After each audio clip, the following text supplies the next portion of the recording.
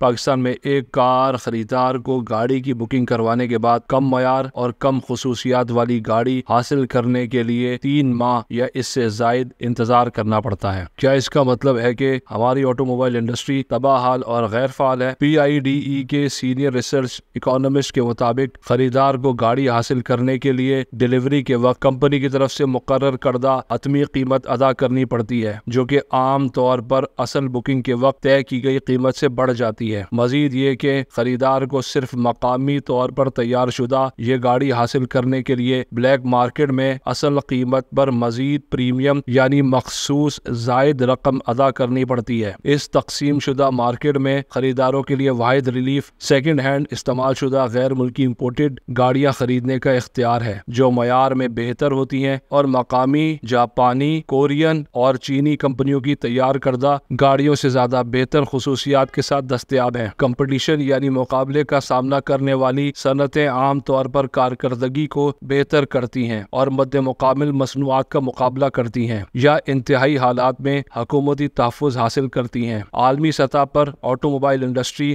غیر معمولی سنگین معاملات میں حکومتی مداخلت کی جانب دیکھتی ہے، جیسے کہ چینی الیکٹرک گاڑیوں پر حالیہ امریکی پابندیاں۔ بصورت دیگر گاڑیاں بنانے والی کمپنیاں خریداروں کی توجہ حاصل کرنے کے لیے قیمتیں کم کرتی ہیں اور اپنی گاڑیوں کی خصوصیات میں اضافہ کرتی ہیں۔ اس کے برعکس ہمارے ملک میں گاڑیاں بنانے والی مقامی صنعت بشمول ٹویوٹا، ہونڈا اور سوزوکی کی کاریں بنانے والی بگ 3 جاپانی کمپنیوں اور دیگر تقریباً 1 درجن نئی کاریں بنانے والی کمپنیاں سالانہ 3 لاکھ سے بھی کم گاڑیاں تیار کرتی ہیں۔ یہ 200 ملین سے زیادہ آبادی والے ملک اور 5 لاکھ ممکنہ نئے خریداروں کی سالانہ آمد کے لیے ناکافی ہے۔ نئی گاڑیوں کی امپورٹ پر زیادہ ٹیکس، جو کہ مقامی صنعت کے تحفظ کے لیے جائز ہے، جو کہ صرف مقامی کاریں بنانے والی کمپنیوں کو غیر ملکی مقابلے سے بچاتا ہے جو بہتر معیار اور قیمت پیش کر سکتے ہیں۔ اون منی کلچر پاکستان کے لیے منفرد ہے۔ اون منی ایک پریمیم غیر دستاویزی چارج ہے جو خریدار نے خریدی ہوئی گاڑی کو فوری حاصل کرنے کے لیے ادا کیا ہو۔ پاکستان انسٹی ٹیوٹ آف ڈیولپمنٹ اکنامکس کی تحقیق کے مطابق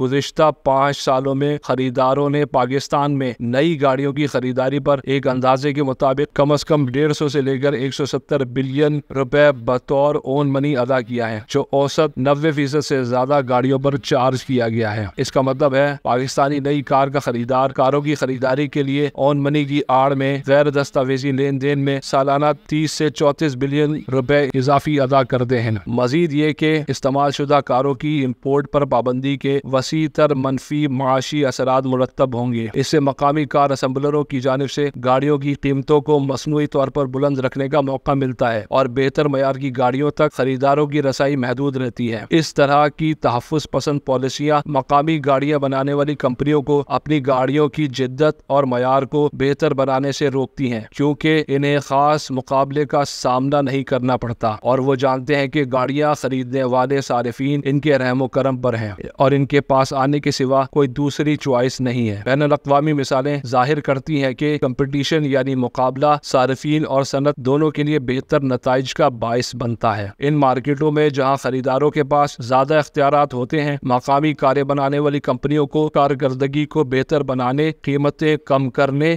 اور اپنی گاڑیوں کی خصوصیات کو بڑھانے پر زور دیا جاتا ہے۔ پبلک ٹرانسپورٹ کے ناکافی اختیارات کے ساتھ ہماری کمپنیوں اور پالیسی ساز عوام کے لیے چھوٹی سستی گاڑیوں کی دستیابی پر زور کیوں نہیں دے رہے؟ ہمیں فوری طور پر ایک جامع درآمدی فریم ورک کی ضرورت ہے جس میں استعمال شدہ گاڑیوں کو بہترین حالت میں سستی غیر ملکی مارکیٹ ریٹ پر درآمد کرنے کی اجازت دی جائے، تاکہ مارکیٹ میں مقامی تیار شدہ کاروں اور امپورٹڈ کاروں کے درمیان مقابلے کو فروغ دیا جا سکے اور صارفین کو وہ انتخاب فراہم کیا جا سکے کہ جس کے وہ مستحق ہیں۔